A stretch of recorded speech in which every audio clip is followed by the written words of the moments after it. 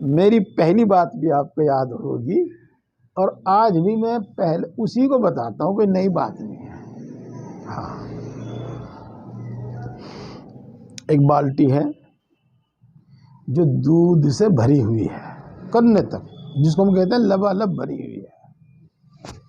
اس میں اگر آپ ایک گلاس پانی ڈالیں گے یا ایک گلاس اور دودھ ڈالیں گے تو وہ جبھی سماوے گا اس میں، جبکہ اس میں سے ایک گلاس دودھ نکل جاوے گا،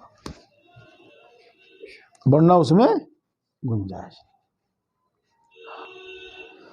اگر دودھ سے بھری ہوئی بالٹی میں پانی کا ایک گلاس ڈال دیا جاوے تو اتنا دودھ اس میں سے نکل گیا، پھر ایک گلاس ڈالا گیا تو پھر اتنا ہی دودھ اس میں سے نکل گیا۔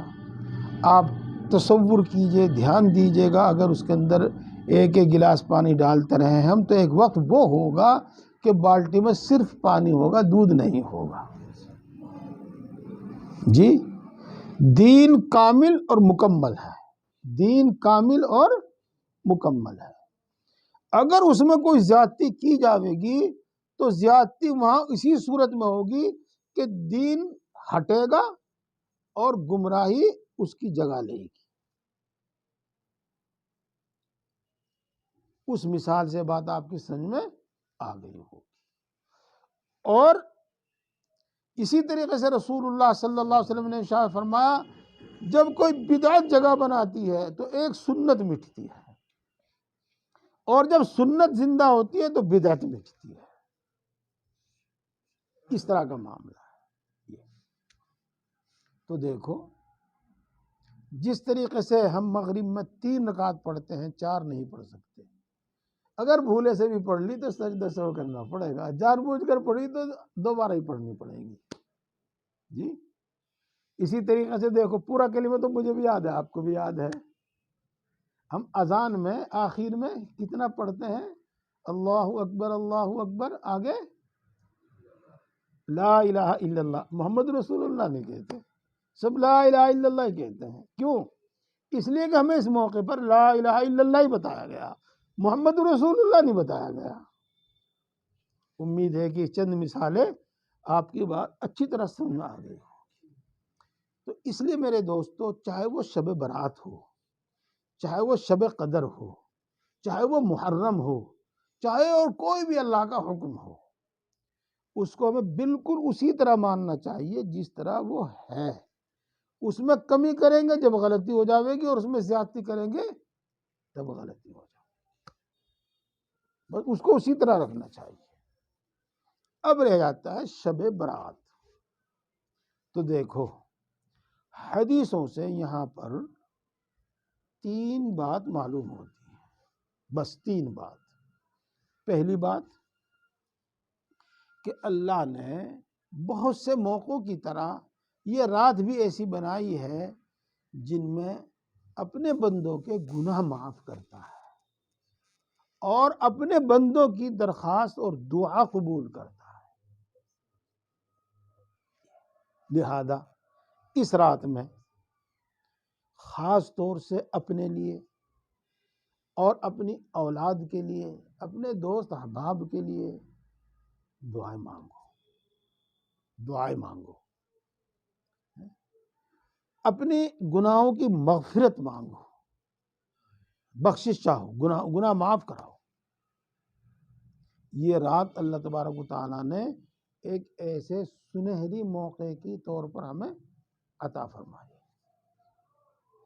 اور اسی طریقے سے رسول اللہ صلی اللہ علیہ وسلم کے عمل سے ثابت ہوتا ہے کہ اپنے لیے اور اپنے ماں باپ کے لیے، اپنے دادا دادی، پر دادا پر دادی، پر نانا پر نانی، اپنے اساتذہ، اپنے مشائخ، اپنے دوست احباب، ان کے واسطے بھی دعائیں مغفرت کرو اور ان کو بھی ثواب پہنچاؤ۔ اور ظاہر بات ہے کہ اس سے پہلے ہمیں کچھ عبادت کرنی چاہیے، اللہ کی کچھ عبادت کریں، کچھ قرآن پاک پڑھیں، کچھ ذکر کریں۔ تو اس کا مطلب یہ ہوا کہ اس رات میں ہم کچھ دیر عبادت کریں اور کچھ دیر اللہ سے دعائیں کریں، چونکہ یہ مغفرت کی بھی رات ہے اور دعاؤں کی قبولیت کی بھی رات ہے۔ بس اس رات میں کرنے کے یہی 2 کام ہیں، اور اگلے دن روزہ رکھنا مستحب ہے، روزہ رکھنا مستحب ہے۔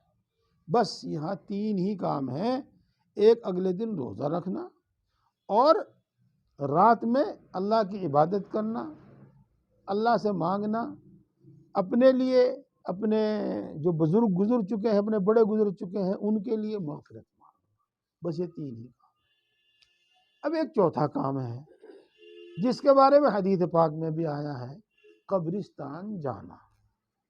تو دیکھو رسول اللہ صلی اللہ علیہ وسلم سے ایک بار قبرستان جانا ثابت ہے۔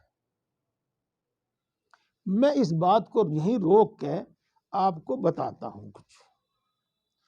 آپ دیکھتے ہیں کہ فقہاء علماء بعض حکم کو تو فرض بتاتے ہیں، بعض کو واجب بتاتے ہیں، بعض کو سنت بتاتے ہیں، بعض کو مستحب بتاتے ہیں، حالانکہ یہ سب فرض سے لے کر اور مستحب تک یا تو رسول اللہ صلی اللہ علیہ وسلم کا عمل ہے، یہ رسول اللہ صلی اللہ علیہ وسلم کی زبانی بیان فرمائی ہوئی بات ہے جس کو ہم حدیث کہتے ہیں۔ اب علماء نے غور کیا، قرآن کو دیکھا، حدیث کو دیکھا، رسول اللہ صلی اللہ علیہ وسلم کے زندگی بھر کے عمل کو دیکھا، ان سب کو سامنے رکھ کر یہ متعین کر دیا کہ بھئی یہ تو فرض ہے، کرنا ہی پڑے گا، اور یہ واجب ہے تو اس کے برابر ہی، لیکن اس کا درجہ اس سے کچھ کم ہے، اور بھئی یہ سنت ہے۔ پھر سنت کی بھی 2 قسم ہوگی، سنت مؤکدہ، اور جب ہم سنت بولتے ہیں تو اس سے سنت مؤکدہ ہی مراد ہوتی ہے، چونکہ سنت غیر مؤکدہ وہ مستحب میں ہی آ جاتی ہے۔ اب بھئی یہ سنت ہے، اور بھئی یہ سنت غیر مؤکدہ ہے، یہ مستحب ہے۔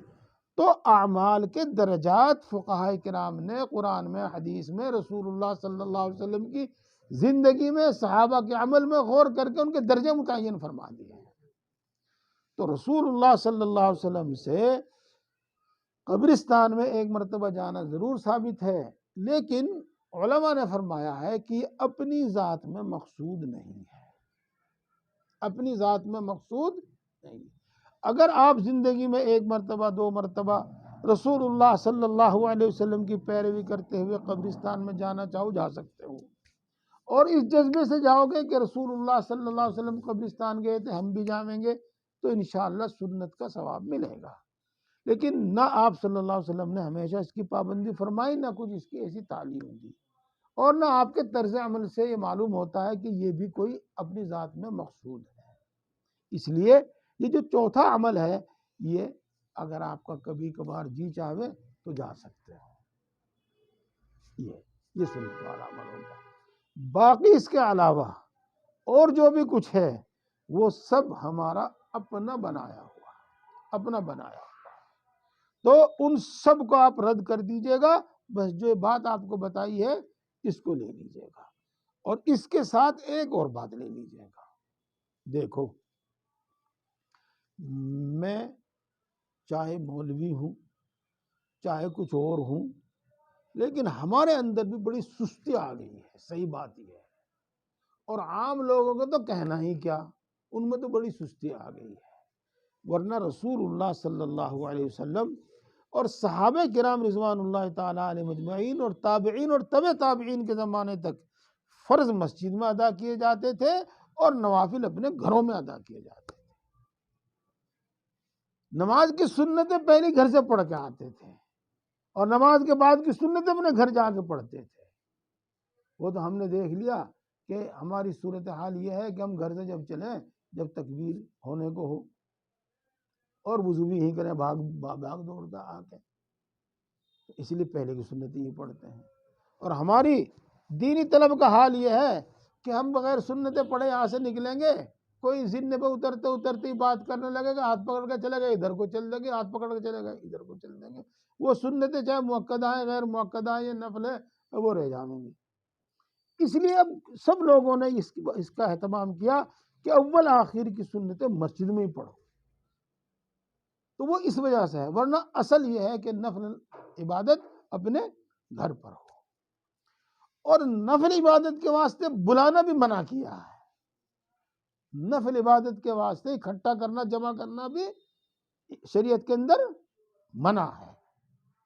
اس واسطے فتاوی میں بھی یہ بات لکھی ہوئی موجود ہے اور چھوٹی بڑی کتابوں میں بات موجود ہے کہ انفرادی طور پر اپنی اپنی عبادت کریں۔ یہ نہیں کہ مسجد میں جمع ہو رہے ہیں، جب جمع ہوں گے تو کوئی چائے پلا رہا، کوئی پپے کھلا رہا، کوئی حلوہ کھلا رہا، اور بس عبادت سے زیادہ اور دوسرے کام وہاں پر ہونے لگتے ہیں۔ مسجد میں عبادت کرنا بھی کوئی منع نہیں، لیکن اپنی انفرادی جمع آؤ، جتنی دیر آپ کو عبادت کرنی ہے، نماز پڑھنی، قرآن پڑھنا، دعا کرنی، اور جاؤ۔ اور اگر آپ اپنے گھر میں کر سکتے ہو تو بہت اچھی بات ہے، اور بہتر یہ ہے کہ اپنے گھر میں جائیے، اپنی بیوی کو، اپنے بچوں کو، سب کو، بہنوں کو جمع کیجئے، اور بچوں تم بھی عبادت کرو، میں بھی عبادت کرتا ہوں۔ ہم گھروں میں قرآن تو پڑھواویں لیکن خود پڑھتے نہیں۔ ہم گھر میں بزرگ کو تو لے جاویں تاکہ برکت ہو جاوے، لیکن وہاں خود نماز پڑھتے نہیں۔ تو اس کی صورت میرے بھائی دوستو یہ ہے، اخلاص بھی زیادہ اسی میں ہے، اپنے دل کی، اپنی نیت کی حفاظت بھی اسی میں ہے کہ آدمی نفل عبادت تنہائی میں کرے۔ لہذا مسجد میں عبادت کرنے سے منع نہیں کرتا، میں نے آپ کو بتا دیا، اصل یہ ہے کہ نفل عبادت اپنی تنہا ہونی چاہیے، بس یہی بات ہے اس سے متعلق۔ اور باقی اس میں پٹاخے چھٹانا اور حلوہ بنانا اور فلاں کرنا یہ سب بدعات ہیں، اور یہ سب باتیں ہماری اپنی داخل کی ہوئی ہیں، اور ان کی وجہ سے اصل بات اٹھ جاتی ہے، ختم ہو جاتی ہے، اور یہ رسوم اور بدعات غالب آ جاتی ہیں۔ اللہ تعالی ہم سب کو صحیح سمجھ اور عمل کی توفیق عطا فرمائے۔